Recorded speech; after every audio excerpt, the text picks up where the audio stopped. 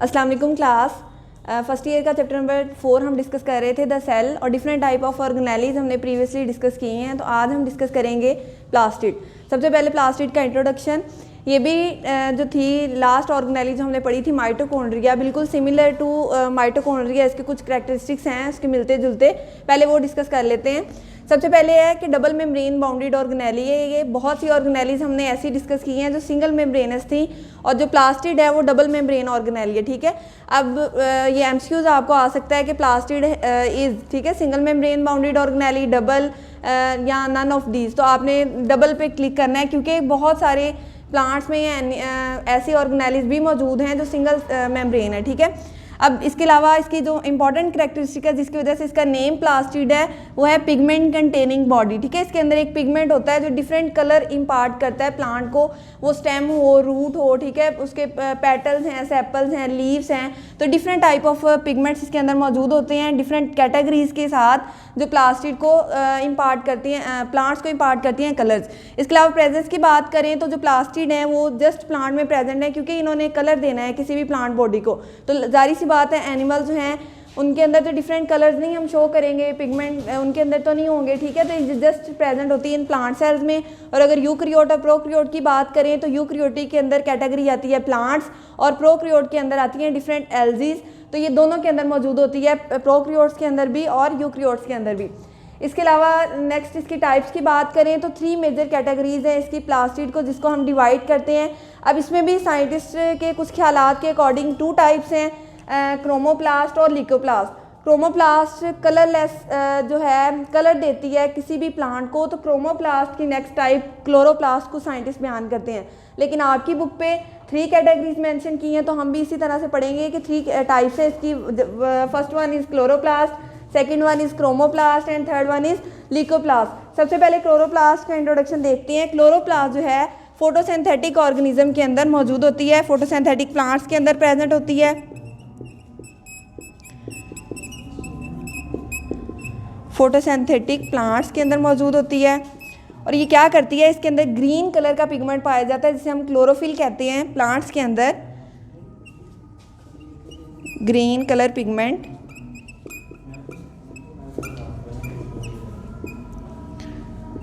Called chlorophyll. अब हम बहुत अच्छे से जानते हैं ऐसे प्लांट्स जिनके अंदर क्लोरोफिल मौजूद नहीं होता, फोटोसिंथेसिस वो नहीं करते। ठीक है, क्यों? क्योंकि क्लोरोफिल ने क्या करना है, सनलाइट को एब्जॉर्ब करना है, एटीपी प्रोड्यूस करनी है। इसके अलावा फोटोसिंथेसिस प्लांट की करनी है। फोटोसिंथेसिस करने के बाद वो क्या करेगा, प्लांट के जो लीव्स हैं उसके अंदर आपको पता है फोटोसिंथेसिस कैरी आउट हो रही है। ठीक है, डिफरेंट सेल्स हमने पढ़े क्लोरोप्लास्ट के अंदर क्लोरोफिल। तो क्लोरोफिल क्या करेगा, ग्रीन कलर देगा प्लांट को। तो इसका फंक्शन अगर डिस्कस करें क्लोरोप्लास्ट का तो क्या है, इसने एब्जॉर्ब करनी है sunlight,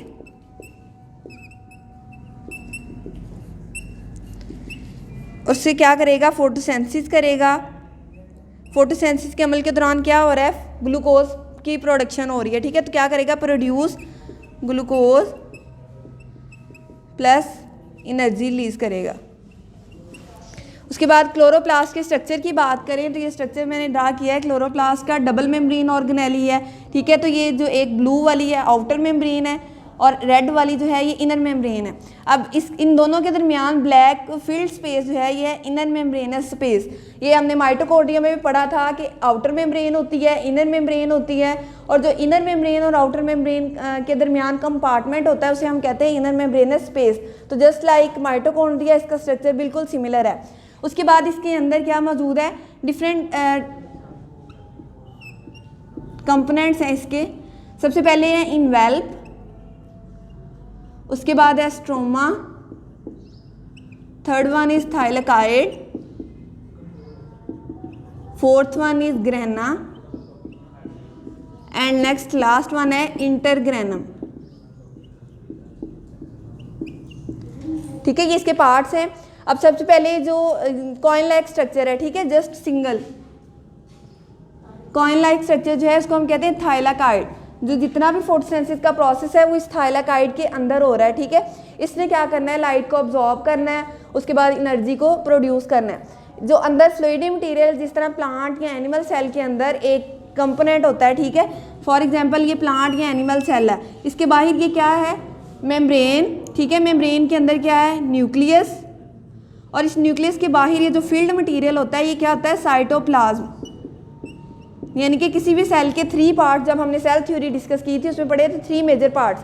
first one is plasma membrane, ठीक है। मिड में जो फ्लूइड होता है वो होता है साइटोप्लाज्म, और जो इनर है उसको हम कहते हैं न्यूक्लियस। बिल्कुल इसी तरह से प्लास्टिड के अंदर जितना भी फ्लूइडी मटेरियल है, ठीक है, जो थाइलाकाइड को कैरी किए हुआ है उसको हम कहते हैं स्ट्रोमा, ठीक है। ये ग्रीन से जो मैं शो कर रही हूँ, ये यहाँ पे जितना भी फ्लूइड है इसको हम कहेंगे स्ट्रोमा। इसके अंदर थाइलाकाइड मेम्ब्रेन है, थाइलाकाइड के कॉइन्स लाइक स्ट्रक्चर है, ठीक है, ग्रेना है, इंटरग्रेना है। अब जो कॉइन लाइक स्ट्रक्चर जब एक कंप्लीट स्ट्रक्चर बना रही हैं, ठीक है, गैदरिंग कर रही हैं, तो इसको हम कहेंगे स्ट्रक्चर का नेम है ग्रेना, ठीक है। इस ग्रेना का होल प्रोसेस क्या है, ये दूसरे ग्रेना को आपस में लिंक कर रहा है, और जो स्ट्रक्चर से लिंक है ये इसे कहते हैं इंटरग्रेना, ठीक है। अब इन्वेल्व क्या है, आउटर बाउंड्री,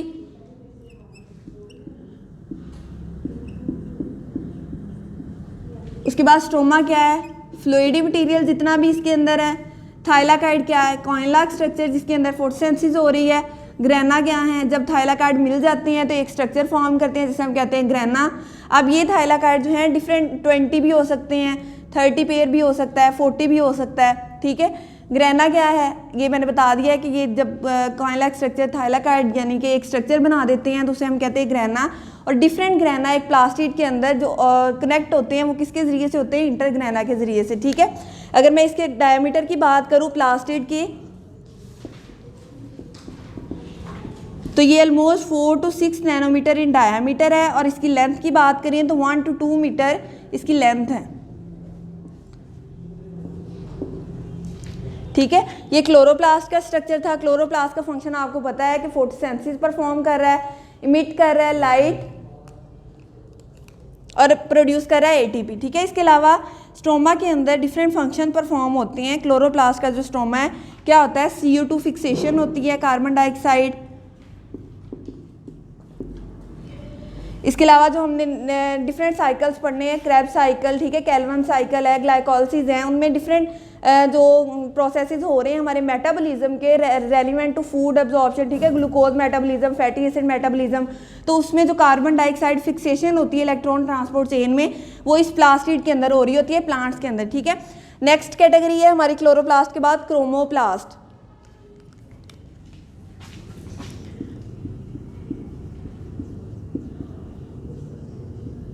क्रोमोप्लास्ट जो है ये भी डबल मेम्ब्रेन ऑर्गेनेली है, और ये भी इम्पार्ट करती है colour to the plant body.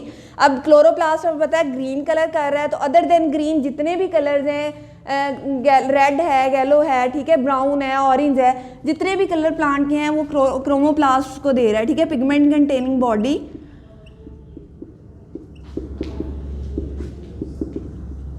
Which impart colour to the plant other than green.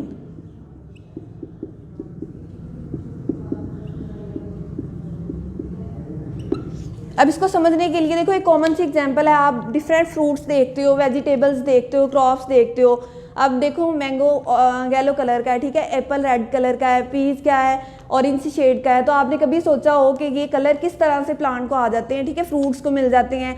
Plant के जो हम रोज़ देख लो, वाटर लिली देख लो, सनफ्लावर देख लो, हर एक के लीव्स के कलर क्या है, डिफरेंट है। तो ये एक कैरेक्टरिस्टिक है प्लास्टिड, ठीक है, जिसमें आता है क्रोमोप्लास्ट, उसकी कैटेगरी। ये जो है प्लांट को कलर दे रही है, उसकी लीव्स को, उसके स्टेम को, उसकी पेटल्स को, डिफरेंट फ्रूट्स को। तो अगर मैं इनकी प्रेजेंस की बात करूँ तो प्लांट के अंदर सेपल्स, पेटल्स, लीव्स, स्टेम, इनके अंदर क्रोमोप्लास्ट मौजूद होता है। अगर क्लोरोप्लास्ट की बात करें तो इसमें जस्ट लीव्स के अंदर मौजूद होता है, क्योंकि लीफ ने फोटोसिंथेसिस का प्रोसेस जो है वो करना होता है, कैरी आउट करना होता है। तो क्रोमोप्लास्ट क्या है, pigment containing organelle other than green देता है। अब ये सेपल्स, पेटल, लीव, स्टेम इसमें मौजूद होता है। इसके अलावा इसके फंक्शन क्या है,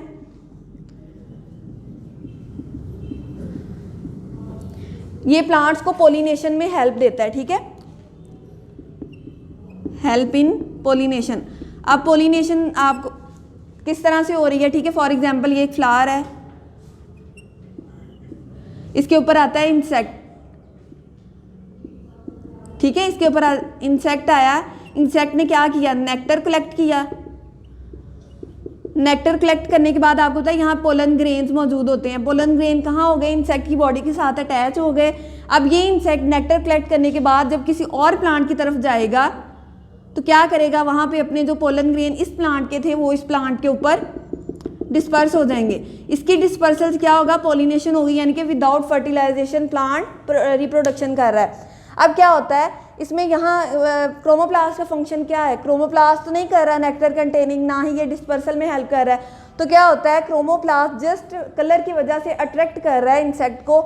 उस इंसेक्ट ने जब अट्रैक्ट होना है प्लांट की तरफ, लीव्स पे बैठना है जाके उसने, तो क्या करेगा, इंसेक्ट उसके नेक्टर कलेक्ट करने के बाद दूसरे प्लांट के ऊपर डिस्पर्स कर देगा, जिससे हमें क्या मिलेगी, पोलिनेशन में हेल्प मिलेगी। इसके अलावा इसी पोलिनेशन के बाद अगर सेकंड फंक्शन की बात करें तो डिस्पर्सल ऑफ सीड में भी हेल्प कर रहा है।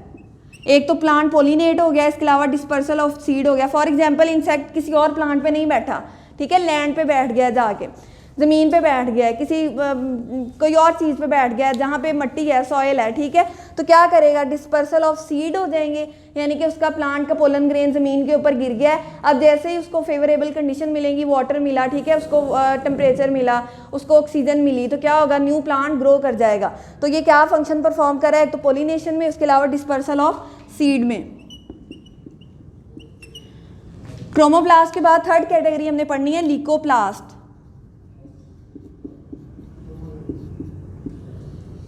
लीकोप्लास्ट भी पिगमेंट कंटेनिंग बॉडी होती है, लेकिन इन दोनों से डिफरेंट है, ये कलरलेस होती है, ठीक है, होता है इसमें पिगमेंट है लेकिन वो कोई भी कलर प्लांट को नहीं देता,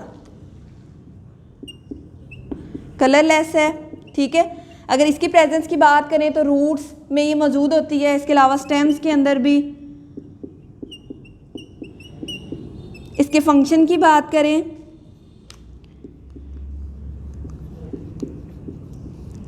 तो स्टेम और रूट का आपको पता है क्या करता है, स्टोरेज ऑफ क्या कर रहा है, वाटर कर रहा है, डिफरेंट मिनरल्स कर रहा है, फूड कर रहा है। तो लीकोप्लास्ट का फंक्शन है इन storage of food and different type of minerals.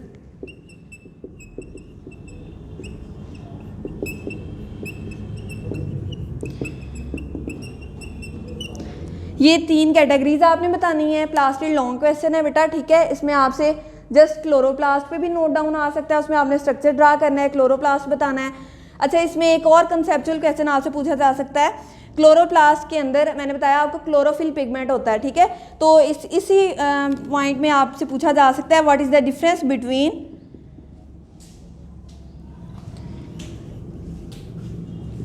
Between chlorophyll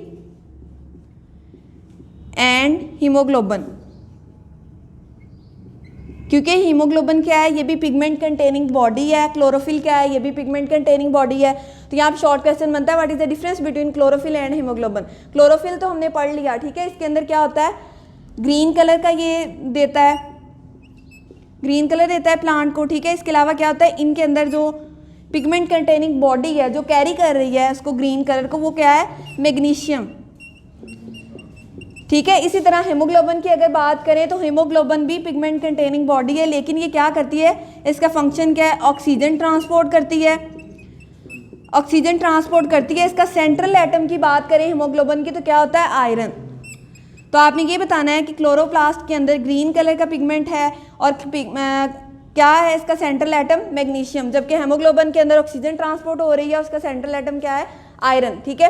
ये डिफरेंस याद करना है। फंक्शन आपसे पूछे जा सकते हैं शॉर्ट क्वेश्चन में, क्रोमोप्लास्ट कौन सा फंक्शन परफॉर्म करता है, लीकोप्लास्ट कौन सा फंक्शन परफॉर्म कर रहा है। डायग्राम पे जस्ट आपको नोट आ सकता है कि draw the structure of plastid. तो ये बहुत इंपॉर्टेंट क्वेश्चन है, इसको आपने याद करना है।